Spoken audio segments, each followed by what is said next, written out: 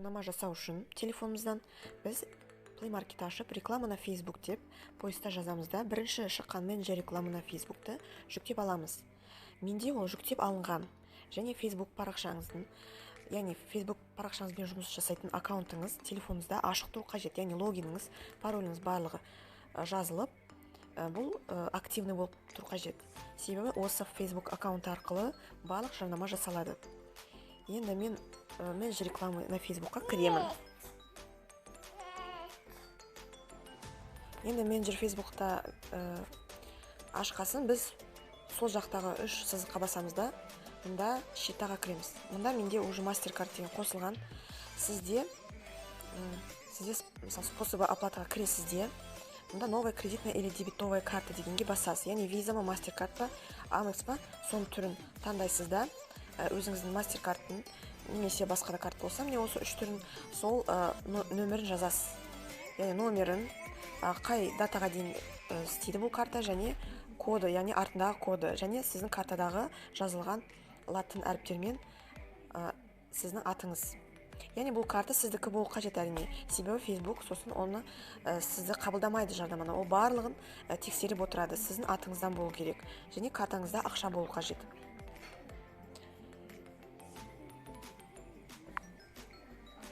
Және мұнда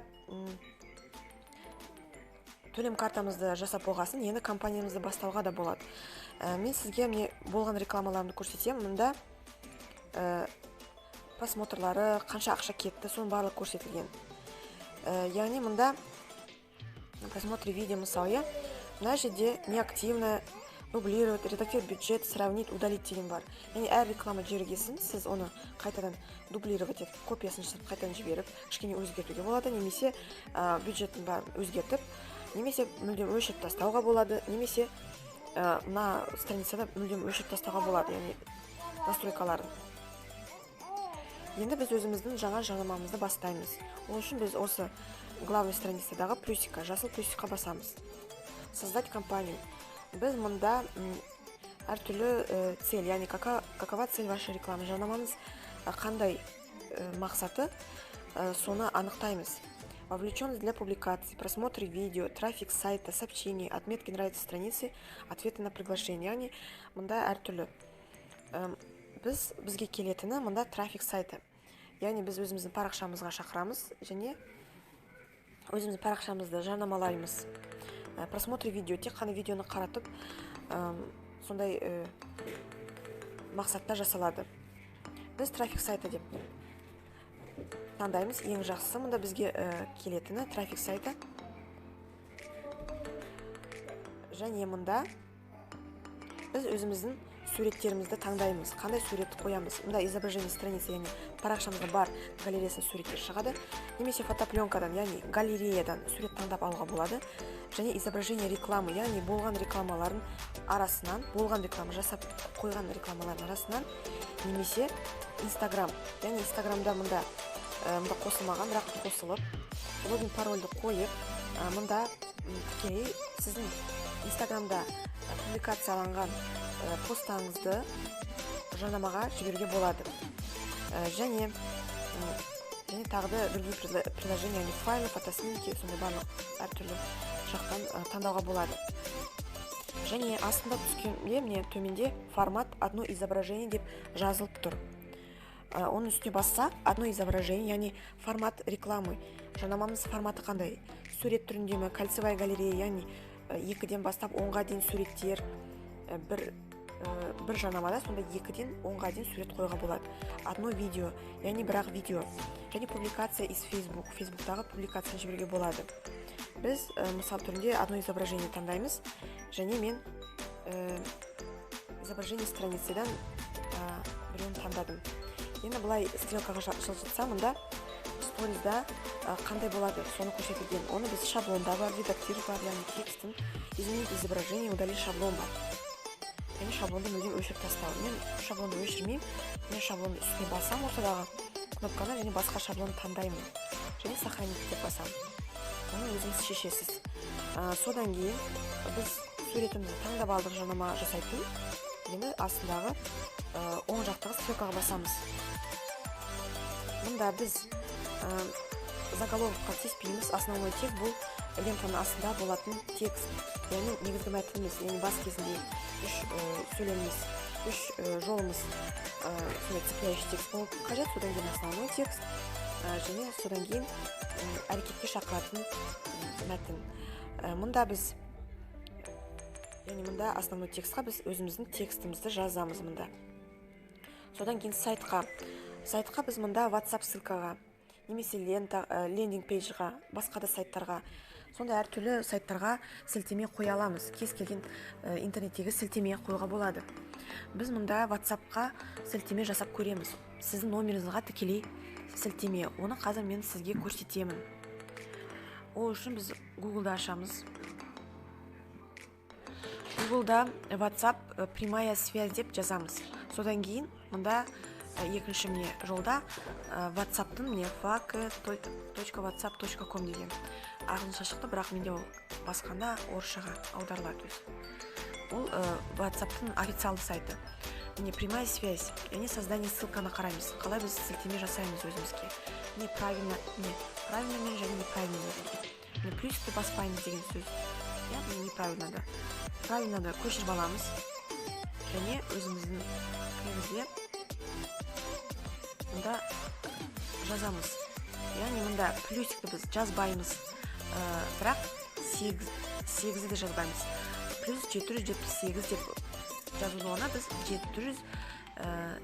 778 деп жазамыз. 778 705 1965.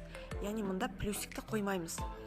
Мынау ссылканы обязательно міндетті түрде сізге тексеріп алу қажет, яғни сіз жарнама жібересіз және WhatsApp ссылкаға жіберіледі клиентіңіз, или мысалы сіздің оқырманыңыз болашақ. Ол үшін оқырманыңыз, клиентіңіз, посетителіңіз кім болсын, сол ссылкаға жіберіледі. Сондықтан осы ссылкамызды біз тексереміз. Ол істей ме жоқ па? Google-ға кіріп, ең үстіне міне Google деген жазып тұрған неге біз ссылкамызды қоямыз. Ссылкамызды қоямыз да басамыз. Енді қарай, перейти на чат дейді. Перейти в чат. Менің нөмірім шықты міне. Маған жазуға болады тікелей. Демек дұрыс. Енді біз қайтадан өзіміздің рекламамызға көшеміз. Енді призыв к действию. Мұнда подробнее дегенді басу керексіз. Көбінесе жақсы осы барлығы келетін подробнее. Регистрация, скачать, яғни біріне жүктеу, подать заявку, подписаться, яғни жазылу дегендей сондайлар бар. Немесе магазинге. Біз мұнда барлығын қалдырамыз. Места размещения енді. Қайда біз жарнама жасаймыз. Мұнда біз ручнойға басамыз. Және мұнда Facebook'та алып тастаймыз. Яғни мұнда бірінші тип устройствоны қарайық. Инстаграмда көбісі мобильный устройствоны отырғасын, біз мобильный устройство ғана таңдау қажетпіз, яғни компьютерден отырмайды адамдар. Сондықтан мұнда компьютер алып тастаймыз, готово деп басамыз, флажокты алып.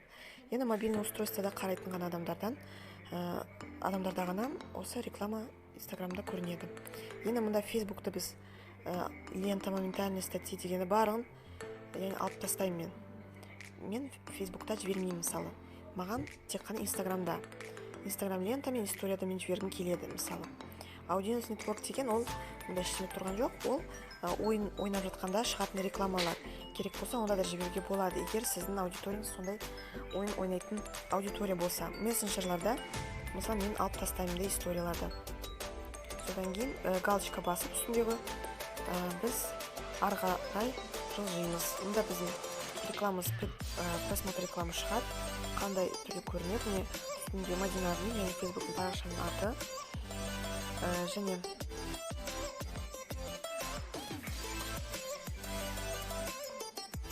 енді ары қарай кете береміз. Мұнда біз өзіміздің аудиториямызды жинаймыз. Яғни өзіміздің таргетинг жарнамасын қандай аудиторияға жасайтынымызды жасаймыз. Мұнда создать аудиторию. Және мұнда эти местоположения включены деген, яғни жері США-ны изменить деп басамыз да, США-ның үстіне галочка басып, удалить етіп тастаймыз. Мұнда қай жерге керек бізге? Қазақстан қандай қаласында немесе Қазақстан бойынша ма? Қазақстан бойынша болса Қазақстан деп таңдаймыз. Полностью Қазақстан деп таңдаймыз. Яғни страна. егер керек болса, тек қана қала болса, мысалы Павлодар, онда көшеге де қоюға болады. Павлодар, маған город керек, город. Енді керек болса, мен тағы да бір қаланы, мысалы Тараз. Жамбыл, регион, Қазақстан, не город деп таңдадым мысалы. Галочка бастым үстіне. Енді возраст. Яғни біз возраст дегенде жақынырақ қою керекпіз. Не бәрі жақынырақ болса, соншалықты соғұрлым біздің жарнамамыз эффективный болады. Сондықтан біраз бұл шкаланы жақындатып қойған жақсы. Мысалы 21, 22, 40 дейік. 40. Енді пол, яғни жынысы мужчина или женщина, яғни еркек пе әйел ме, оны таңдап қалу қажет, және әр аудиторияға өзіндік жарнама жасау қажет. Яғни еркек адамдар үшін жеке жарнама макет жасау қажет, ал әйелдерге жеке. Себебі психология әртүрлі. Яғни олардың барлық көзқарасы дегендей барлығы басқадай. Қандай түстер әсер етеді, қандай нәрселер әсер етеді, темалар. Соған қарай жарнамалық та макетіңізді соған қарай, тематикасына қарай өзгерту қажет. Мысалы, сіз аналар үшін жіберсеңіз, жарнамада сіз үйде отырған анасыз ба деп жібересіз, иә? Ал жай келіншектер үшін сіз, мысалы, сіз студентсіз, жұмыс керек па дегенде, сондай жарнамалық макет жібересіз, мысалы. Сондықтан настройкалар да басқадай болады, суреттер де басқадай болады. Сондықтан мақсат аудиторияңызды ойлап алу қажет, және соған қарай макетіңіз де, тексті де соған қарай болу қажет. Енді біздер женщина, біз аналарға деп ойлайық, мысалы, аналар аудиториясына жасап жатырмыз реклама, мысалы. Енді біз детальный таргетинг жасаймыз. Расширение детальный таргетинга басамыз, және расширенный настройкаға кіреміз. Мұнда языки ұмда тиіспейміз. Енді включить людей соответствующих критериям деген, яғни оның демографиялық жағы, интересі, яғни қызықшылығы, немен қызығады, сол жайлы біздің мақсат аудиториямыздың сипаттаймыз, яғни олардың қызығушылығы, өмір қандай, немен қызығады, соның барлығын интереске кіргіземіз. Мысалы, дошкольное образование керек, родители с детьми дошкольного возраста керек, продукты, напитки, доставка, рецепты, кулинария, детское дошкольное учреждение, балабақша дегенде мысалы, иә. Бұл менде автоматика шықты, себебі оның алдында менде болды ол настройкаларында. Бірақ оны мына жерде поискқа басқанда ол барлығы шығады. Мысалы, тағы не дейік, косметика, крем косметика, красота.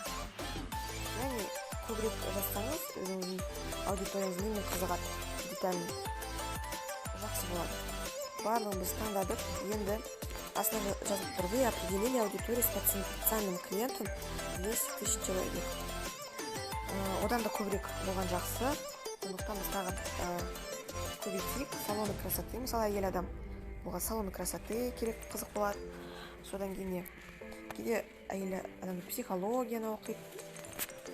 Психология, қандай психология, социальная психология, мысалы. Содан кейін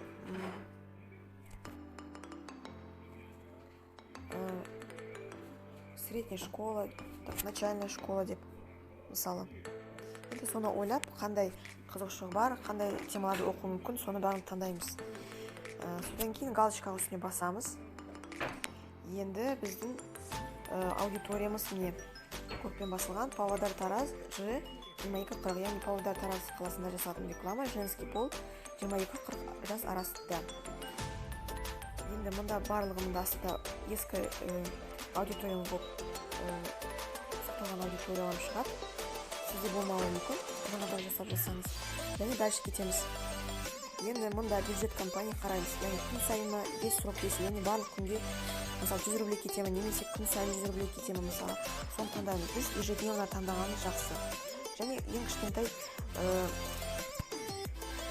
мысалы, 700 рублейден бастауға болады. Содан кейін жақсы барлығын настройкаларын біліп Бүтін жағдайда сіздің жарнамаңыз жақсы көрсеткіште көрсеткенде ғана сіз көбейтуге болады. Мысалы қазір жаңадан бастағасын аздан бастау керек, және показ непрерывноға өшіп тастаймыз. Яғни сіздің рекламаңыз үзілмей көрсете береді, және неше күн оны да таңдауға болады. Мысалы 1, 2 или 3 күн, 4 күн бар. Немесе показ непрерывно деп басып, оны қай кез керек болса сол кезде сіздің реклама на фейсбуктың приложениесіне кіріп, өзіңіз қолмен просто стоп деп өшіп тастайсыз, активный емес қылып тастайсыз, болды. Мұнда астында барлығы жазып отырады: вы будете тратить не более 490 рублей в неделю. Мына жерде барлық көрсетілген. Яғни мұнда барлығын көрсеңіз, мен 3 күнге мне астына жапты: 14, ваш реклама будет пока до 14 июля и потратите максимум 210 рублей. Яғни максимал түрде. Содан кейін начать позже деп басуға болады. Яғни қай күні басталады, қай күні бітеді. Конец, мысалы, барлығын үстіне басып, оның картамен, календармен дегенін барлығын таңдап алуға болады, сағаттың барлығын. Біз ондай таңдамаймыз, біз начать сейчас болды. Және показывать непрерывно, және күн сайын деп таңдаймын мен. Маған солай жеңілдек. Және күн сайын жеткізу рублей. Так, мұнда неше? Ежедневно 70 рубль, және показ непрерывно дейді. Мұнда болды. Енді показы мұнда. Так, стратегия ставок. Мұнда автоматически ол, яғни Facebook өзі қарайды, қандай кезде сізде белсенді болса аудитория, сол кезде көбірек көрсетіліп, көбірек ақша кетеді. Мысалы, сондай жасауға болады. Начать сейчас бізде 3 күнге, мысалы, енді дальше галочкаға басамыз.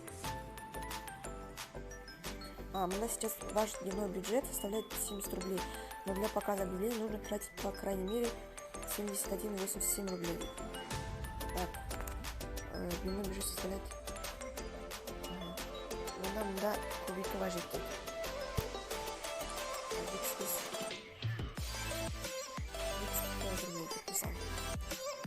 Енді кеттік. Показ непрерывный болды. 13-лерге дейін 3 күн болғасын, 13-лерге дейін. Мұнда астына барлық жазып тұр, максимум 237 рубль кетіресіз. Енді астына галочкаға басам. Галочкаға бастым. Енді болды. Рекламамызды тексеру кезі басталды. Тексереді. Тексергенде біз өзіміз тексереміз. Жарнамамыз қандай, не? Мына текстімізді дұрыс жазбадым, бірақ сіз текстін дұрыстап жазасыз. Мысалы ретінде көрсеткесін. Мұнда графика, яғни мен 3 күн дедім. 3 күн, 4 күн деп 3 күн таңдадым. Содан кейін барлық общий бюджет, ол барлығы деген барлық 3 күнге кететін 237 рубль кетеді. Страница, яғни парақшам Мадина админ, парақшасы веб-сайт WhatsApp-қа кетеді. Және счет и оплата менің картам. Мына жерге басам, разместить заказ болып кетеді, болды мен. Разместить заказ, размещение заказа. Одан кейін ол дублировать жасауға болады. Яғни өзгертіп қайтадан текстін кішкене өзгертуге болады. Сұрайтында. Мына рассмотрение, ол рассмотрениеде 2 сағат болсын, немесе кейде бір күнде болуы мүмкін, оны тосу керек. Мына рассмотрение дегенде, демек Facebook сіздің аккаунтыңызды, карточкаларыңызды барлығын тексеріп жатыр. Кеткенде реклама, сіз оны мұнда көрінеді, мұнда активно деп жазып тұрады. Енді біздің рекламамыз жіберілді. Керек жоқ болса, біз мәзге 3 нүктеге басып, рекламаны үстіне компанияның үстіне басамыз да, міне болды, не активно болды. Яғни өшіп тастадым. Керек болса, қайтадан қосам. Немесе вообще керек болмаса, мысалы, редактор бюджетін кішкене өзгертіп, қайтадан жібере алам. Және өшіп тастай алам.